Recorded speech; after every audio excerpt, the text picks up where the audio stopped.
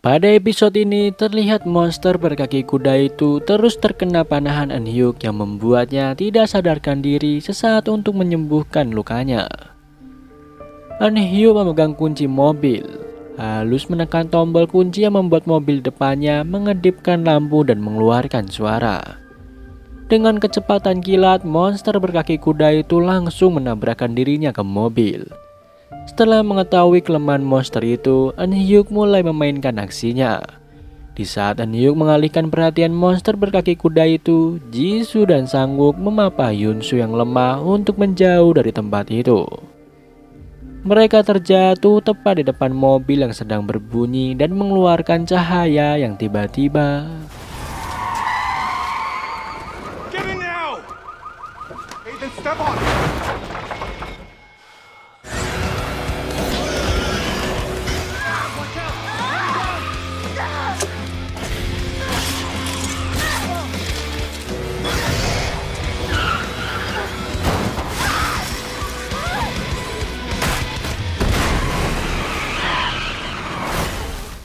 Mereka keluar dan berjalan menuju pintu.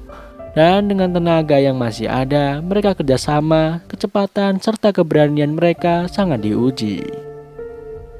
Perjalanan dipimpin oleh Sang-wook dengan senjata balunya. Mereka terus berusaha bertahan dari serangan monster-monster. Monster berkaki kuda mengejar mereka. Tiba-tiba, Gil dengan senjata apinya membakar monster berkaki kuda itu hingga membuatnya tidak dapat bergerak. Di dalam gedung, Du-sik sedang mencoba menolong Soo-young yang ditarik ke atas oleh monster laba-laba. Dengan cekatan, Eun-yu membuka pintu yang dihadang oleh Jae-hyun. Penyangga tali yang mengikat monster laba-laba itu tercabut akibat pergerakan monster tersebut. Soo-young jatuh dan langsung berlari ke arah Du-sik untuk memapahnya menjauhi monster. Tetapi Du-sik meminta Soo-young berlari. Saat Du-sik sedang merangkak, tiba-tiba kakinya tertusuk kuku tajam monster laba-laba yang membuatnya kesakitan. Eun-yu dan Yuri dengan sekuat tenaga menarik tali yang mengikat monster laba-laba itu. Perlahan monster laba-laba tertarik ke atas, tetapi kekuatan mereka terkalahkan saat Eun-yu terjatuh.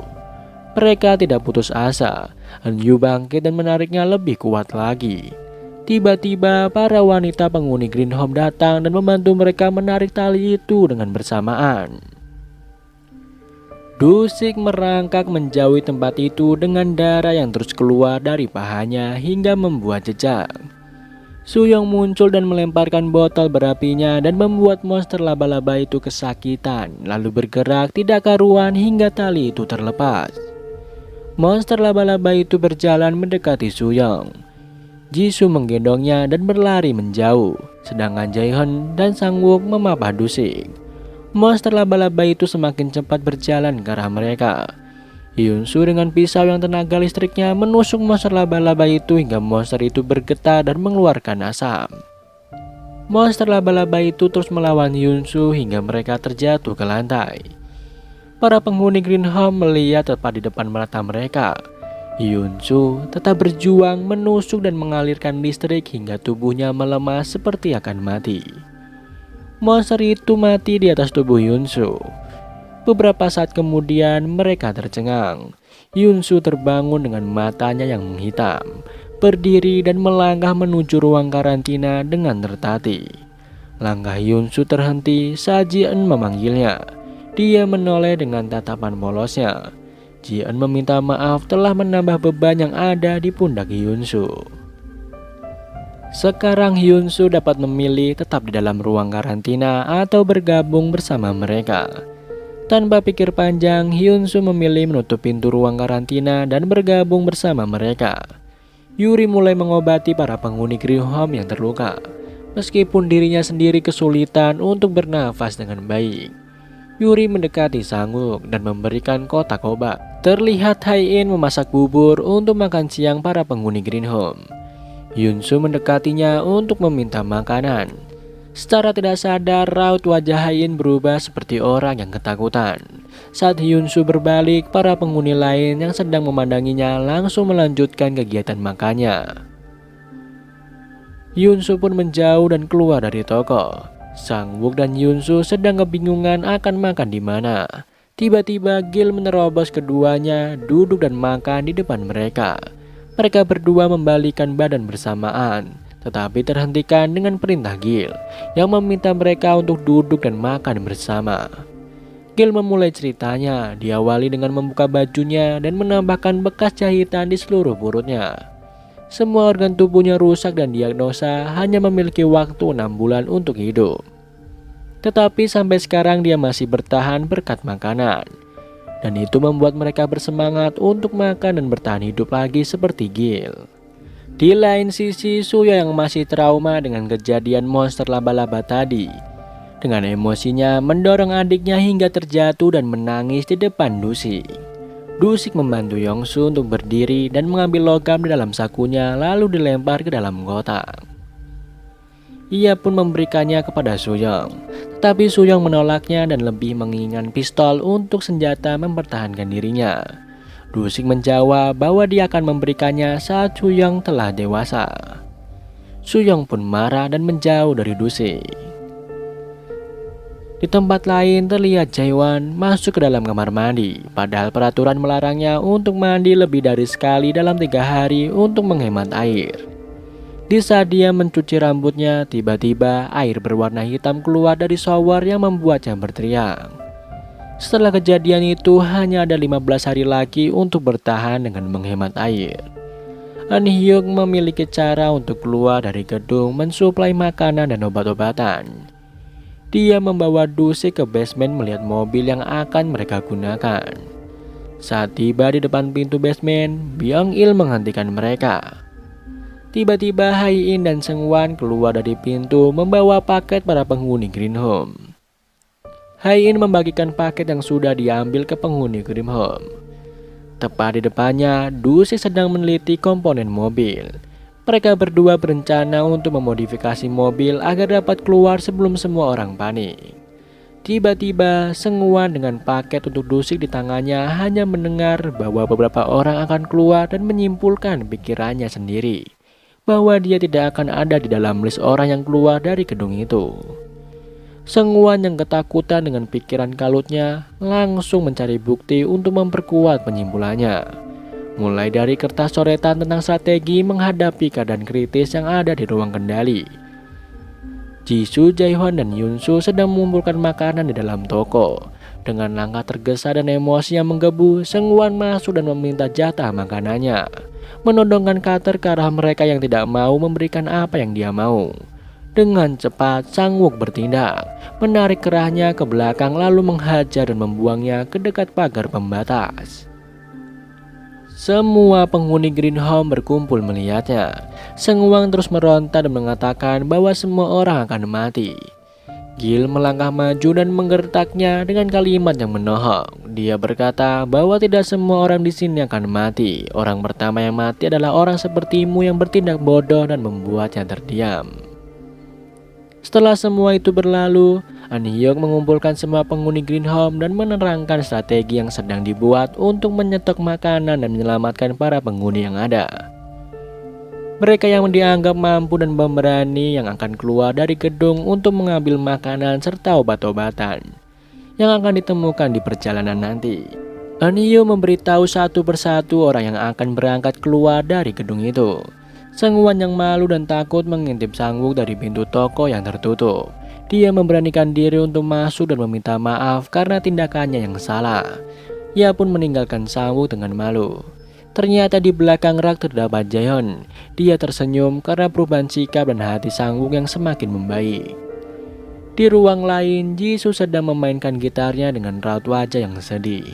Yunsu yang kebetulan melewati lorong itu mendengar melodi gitar. Yunsu penasaran dan masuk ke dalam ruangan, lalu duduk di sebelah Jisoo. Dia bertanya tentang lagu yang sedang Jisoo mainkan. Ternyata Jisoo hanya mengimprovisasi karena senar gitar temuannya hanya 4, lalu mendengarkan melodinya hingga akhir. Yunsu merasa bahwa melodi yang dimainkan Jisoo mengingatkannya tentang rumah dan memberinya judul Sweet Home. Setengah hari berlalu, An Hyuk duduk di dalam kamar mandi sambil mendengarkan musik dan memandangi foto. Tiba-tiba Jisoo menggedor pintu kamar mandi agar Eunyu secepatnya keluar karena perutnya sudah tidak dapat menahan sakit, hingga wajahnya memucat dan berkeringat dingin. Saat setelah itu Jisoo terjatuh dan tidak sadarkan diri. Eunyu keluar dari kamar mandi dan meminta pertolongan. Jisoo dibawa ke sebuah ruangan untuk dibaringkan. Eunyu yang pernah berkuliah di kedokteran mulai memeriksa keadaan Jisoo. Jisoo selalu memegang perut bagian bawah kanannya. Dengan cepat Eunyu menyadarinya dan menekan bagian perut Jisoo yang membuat Jisoo berteriak kesakitan. Dia mengidap usus buntu yang mengharuskannya dioperasi. Jisoo memilih operasi dengan alat yang ada. Keadaannya memaksa membuat semua penghuni Green Home mempersiapkan ruang operasi untuk Jisoo dan membaringkannya di atas meja untuk operasi, sedangkan keperluan lain seperti bius, pisau bedah, dan alat lain akan dilengkapi bersama dengan stok makanan oleh penghuni lain yang keluar dari gedung. Jae-han menghampiri Jisoo yang sedang terbaring lemah. Jisoo tiba-tiba bertanya tentang berapa lama Jae-han memiliki pedang. Ternyata dia memilikinya selama 30 tahun yang lalu saat ulang tahun pertamanya, sedangkan Jisoo memilih benang panjang umur. Yiki yang jatuh dan terbaring lemas dengan nafas yang tersenggal-senggal. Saat Yiki yang mencoba untuk berdiri dengan perlahan menghadap seorang perempuan pemimpin pasukan militer, dia mendengarkan semua perkataan wanita berseragam itu. Dengan tangan yang masih terikat, diselipkan remote yang apabila ditekan akan memberikan sinyal, dan dengan secepatnya pasukan militer akan menuju ke arah sinyal itu. Yik yang harus menekan tombol itu apabila Hyunsoo berhasil melewati hari ke-15 dan menjadi orang terinfeksi spesial satu-satunya yang ada di dunia. Sang-wook, Yuri, dan Hyunsoo bersiap di dalam mobil untuk meninggalkan gedung lewat basement. Pintu basement terbuka dengan perlahan. Mobil mereka keluar dari gedung itu. Hyunsoo tiba-tiba berpikir tentang kejadian lalu yang membuatnya trauma sampai sekarang.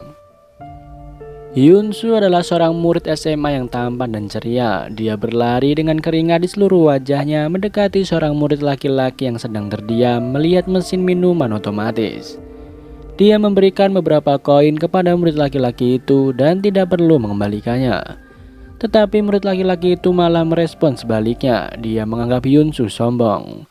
Tiba-tiba bola mengarah ke murid laki-laki dan berhasil ditangkis oleh Hyunsoo. Dia mengulurkan tangannya untuk membantu murid laki-laki itu bangun.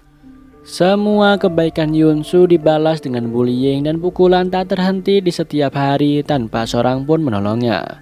Ayah, ibu maupun adiknya tidak ada yang membelanya, bahkan menyalahkan dan tidak mau mengakuinya ada.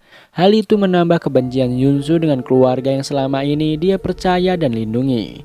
Hyunsoo merasa dirinya tidak boleh hidup seperti dulu. Dia harus lebih kuat dan menjadi orang baik. Di saat tekadnya sudah bulat, dia melihat teman dekatnya sedang dibully, yang mengharuskan teman Hyunsoo meloncat ke arah jalan yang penuh dengan kendaraan berkecepatan tinggi untuk membiayai operasi ibunya. Hyunsoo dengan cepat mendorong murid laki-laki yang membulinya dulu ke arah jalannya itu. Dan keesokan harinya, ayah Hyunsoo dipecat.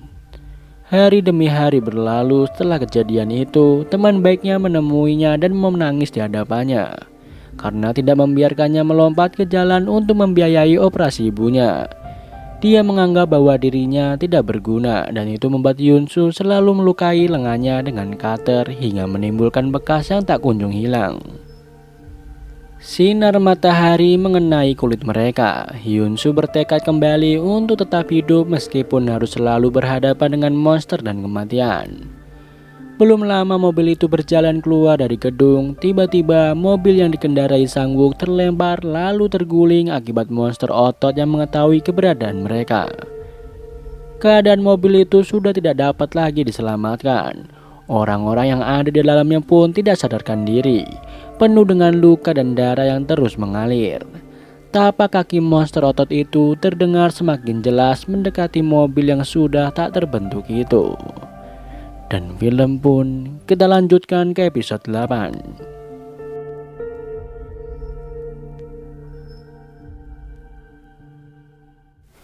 Di saat mereka sedang mengamati keadaan Jisoo, bunyi dentuman keras membengkak telinga mereka. Rencana yang sudah dibuat gagal total. Mobil mereka terguling beberapa kali. Yunsu yang terlempar keluar dari mobil tersadar karena bunyi langkah kaki monster otot yang semakin mendekat. Yunsu mencoba sekuat tenaga berdiri dan melawan monster itu dengan senjata yang dia bawa. Dengan sekali ayunan tangan monster otot, Yunsu terlempar dan menabrak konstruksi bangunan. Tiba-tiba Gil datang membawa botol yang berapi lalu melemparkannya tepat mengenai punggung monster otot. Di saat monster otot itu sibuk memadamkan api, Gil berlari menolong Yunsu yang sedang lemah. Dia membantu Yunsu berdiri.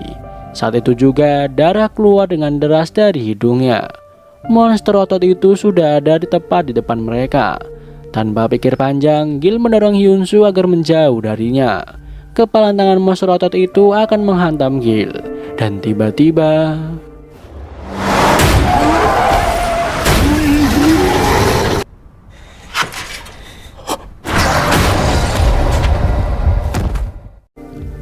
Yi Qiang tersadar saat setelah menabrak monster otot dengan kaca dengan mobil yang sudah pecah. Monster otot itu berusaha menyingkirkan mobil damkar yang menindih tubuhnya. Di saat monster otot itu mencari Yi Qiang, tanpa disadari dia naik dari pintu sebelah kanan dengan gerakan cepat memundurkan mobil damkar yang membuat monster otot berlari ke arahnya. Sang Wook tersadar lalu keluar dari bongkahan mobil yang terbalik dengan darah di seluruh tubuhnya. Dia mengayunkan palunya membuka pintu belakang untuk menyelamatkan Yuri. Sang Wook melihat kucuran bahan bakar mobil dengan sekuat tenaga. Dia memutuskan sabuk yang dikenakan Yuri dan menyelamatkannya. Sesaat setelah Sang Wook menyelamatkan Yuri, mobil itu meledak dan mengenai monster otot yang ada di dekatnya. Pertarungan sengit antara Yi Qiang dan monster otot pun dimulai.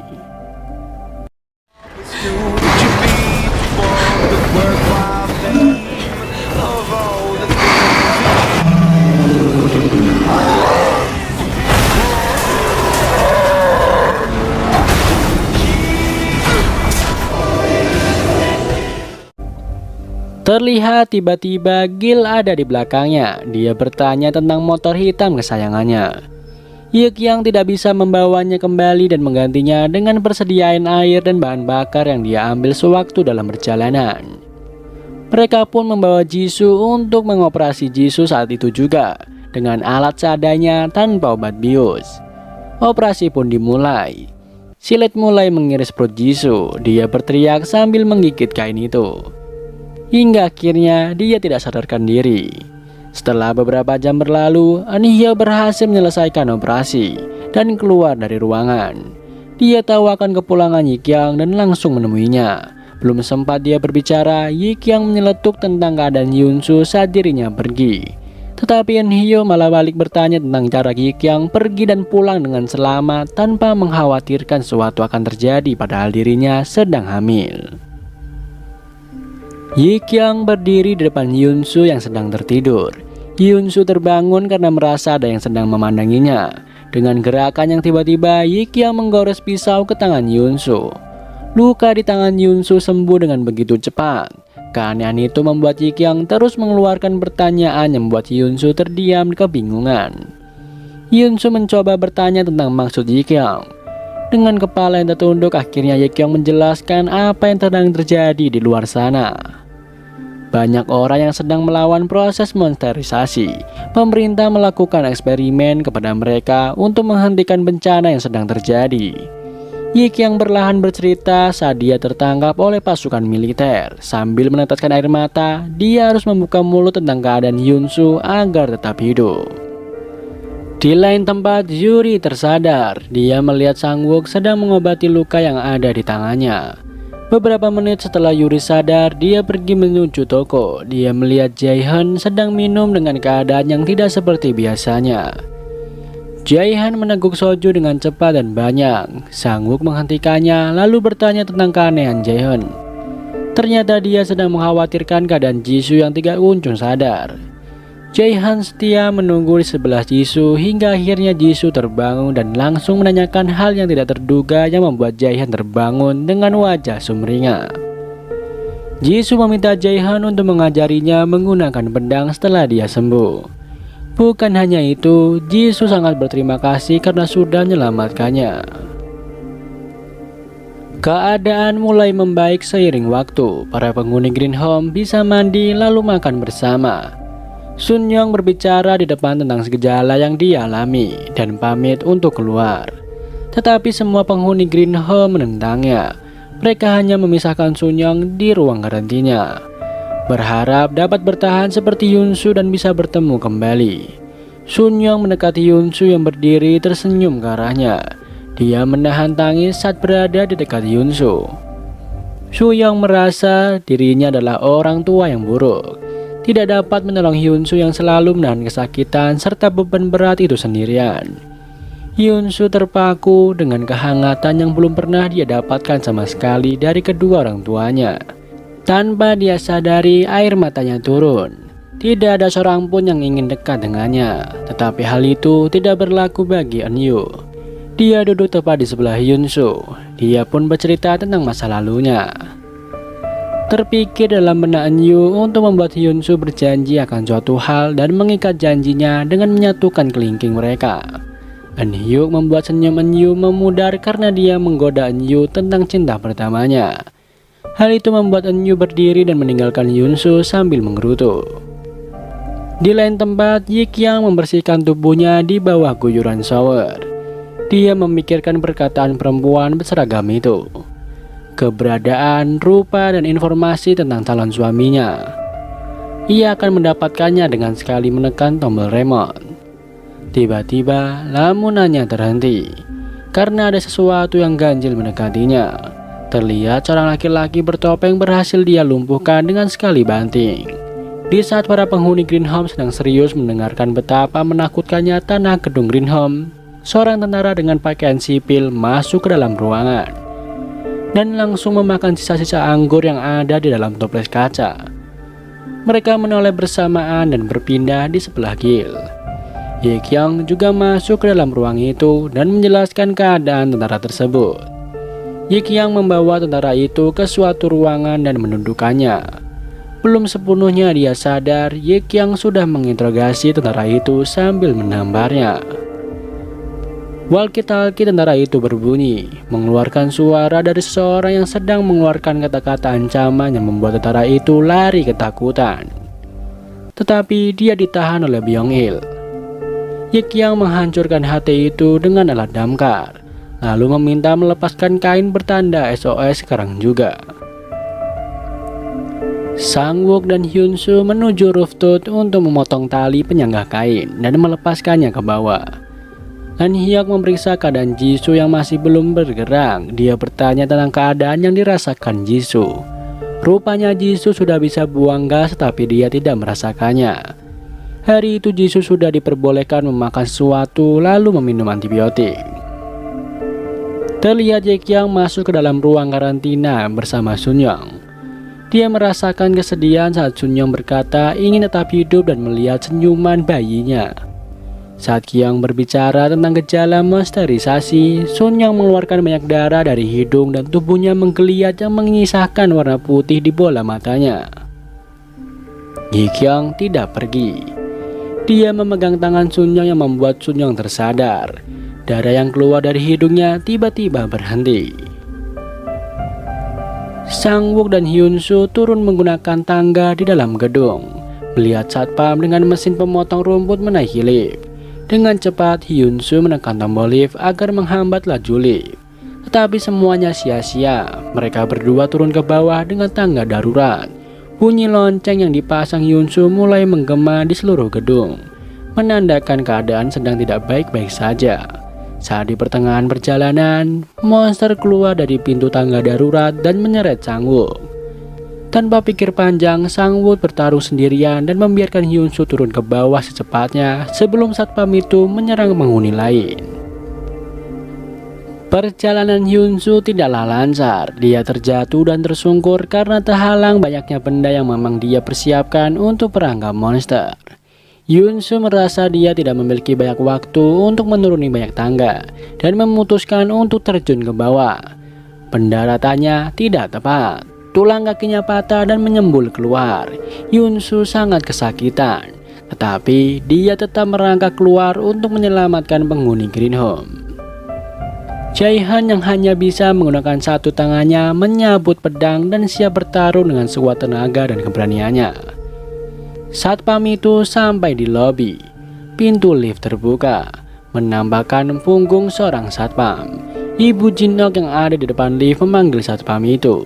Tiba-tiba kepala satpam itu berputar dan menampakkan wajah hitam yang membusuk dipenuhi lalat.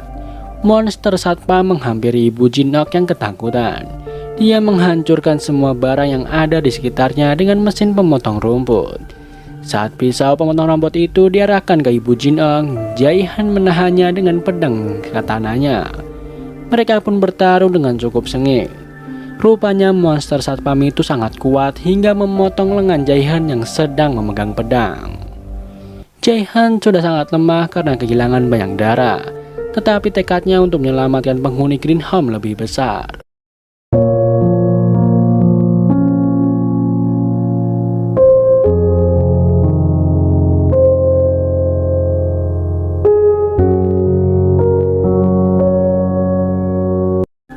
Memperlihatkan perjuangan Jaihan yang sedang sekarat. Jaihan meminta mereka melemparkan botol berapi itu dan membiarkannya terbakar bersama monster satpam. Semua penghuni Green Home yang melihatnya menangis tidak percaya. Mereka melihat orang yang baik itu selama ini menyelamatkan mereka harus dibakar hidup-hidup. Dan film pun bersambung.